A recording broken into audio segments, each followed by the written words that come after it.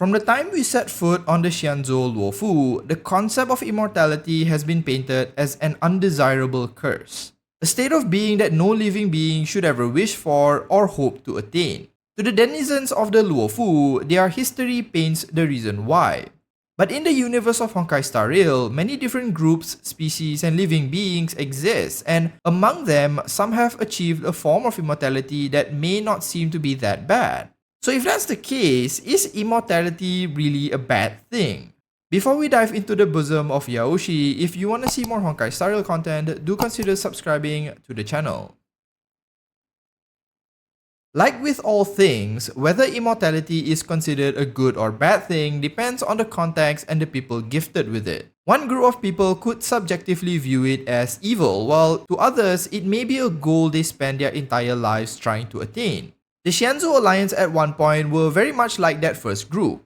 The ships we see that are part of the Alliance once departed their home planet under the instruction of their leader to look for the secrets of immortality. Those within the Alliance did find the secret to a long life, and even at some point in the past venerated the aeon that granted it to them, Yaoshi. In the beginning, it was a time of prosperity and great wealth, as a long life afforded the denizens of the Alliance the ability and, more importantly, time to achieve many great and wonderful things. However, what they failed to foresee was the resources needed to continually maintain a group of people who never died. This caused a lot of issues when resources like food, water, and even space slowly started to run out.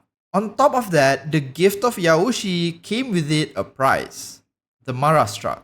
Given enough time, most long-life species would eventually devolve into the Mara Struck, unable to act rationally and functioning based on instincts and emotions alone. When these two things happened together, it caused a tremendous amount of problems. This is why the Xianzhou Alliance eventually sided with the Rainbow Arbiter and sought to either defeat or reduce the number of abundance creatures who were also functionally immortal. They viewed this culling as a way to make amends for their past, as well as ensure that the universe isn't overrun by what they would term as abominations. It's likely that their history and experiences showed them what would happen if all sentient creatures attained immortality. So at this point, it seems pretty clear-cut that immortality often leads to destruction and ruin, and the Xianzhou Alliance have the right idea. Well, not so fast. You see, the Xianzhou aren't the only immortals out there. While the story and the world building in Star Rail hasn't been super extensive, given the game is only a couple of months old, we actually know of a few general examples. The first is Herta herself, who is functionally an immortal. You see, when she was middle-aged, Herta figured out and wrote a paper on how to reverse aging itself. By the time she was old, she was able to put her research into practice and had reversed her own aging and now appearing much younger than she previously was. In human years, she was well past being a senior citizen, but is said to appear physically as a young adult. The procedure is said to be pretty difficult to replicate, and likely only Herta has access to it, but there is no indication that there are any ill effects compared to attaining immortality from Yaoshi. This has allowed Herta to remove time as a factor when making scientific discoveries, and likely can continue making contributions while perpetually keeping herself youthful. Many of the members of the Genius Society are mentioned to also have some way of circumventing old age and have been around far longer than a mortal life could afford. Then there are also the non-organic life forms like screwllum and svarog. Screwllum himself is also pretty old and once even went up against another member of the Genius Society, Rupert, who was number 27. Just for context, screwllum is number 76. This seems to indicate that at least for non-organics, aging is not a concern, as Rupert seems to have been around for a very long time for him to be able to go up against screwllum. Now, of course, claiming robots to be immortal is a bit of a cop-out, but still, considering they are sentient and contribute to the pulse of the universe, I think it's appropriate to include them as well.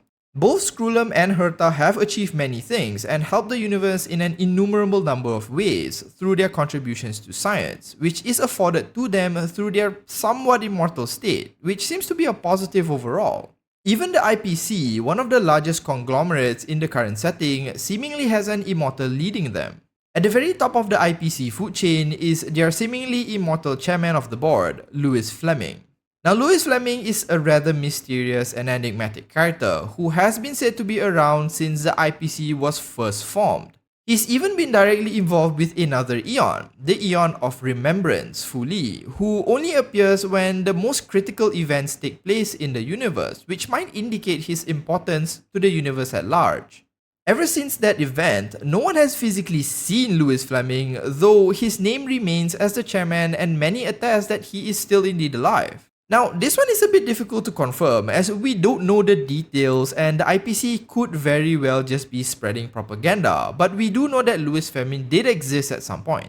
The name Lewis Fleming is also rumored to be a title passed down to each generation of the IPC's leaders. Whatever the case may be, the IPC in their pursuit of preservation has helped many planets and thus their immortal chairman can be argued to have brought a lot of good into the world itself.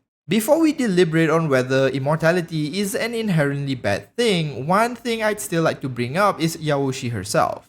While Yaoshi and those that follow the path of abundance are claimed to be abominations and evil, you have to remember that each path exists due to the collective beliefs of all sentient beings. This means that whether consciously or subconsciously, many within the Star Rail universe believe or adhere to the path of abundance, so much so that it is one of the main paths that exist today. Yaoshi's actions are pretty much a reflection of the path itself, and thus means that many people still pursue the ideals of abundance and by extension, immortality. Of course, abundance isn't only about immortality, but my point here is that enough people think about it or believe in it that Yaoshi acts in the way that she does. So whether or not immortality is entirely good or entirely bad, I think isn't something easily answered, and is likely a concept that would forever stay in the grey zone. What is clear, however, is that too much of one thing is never good. If the whole universe suddenly became immortal, it's likely never going to end well, like it did with the Xianzhou Alliance. So perhaps immortality should remain something only a few are able to attain, rather than be given out for free like what Yaoshi is doing. Plus, never dying isn't the blessing you might think it is. That does it for this video though. If I missed out on other potential immortals, do let me know in the comments, and if you enjoyed the video, do consider liking and subscribing to the channel. Thanks so much for watching, and I hope you have a nice day ahead.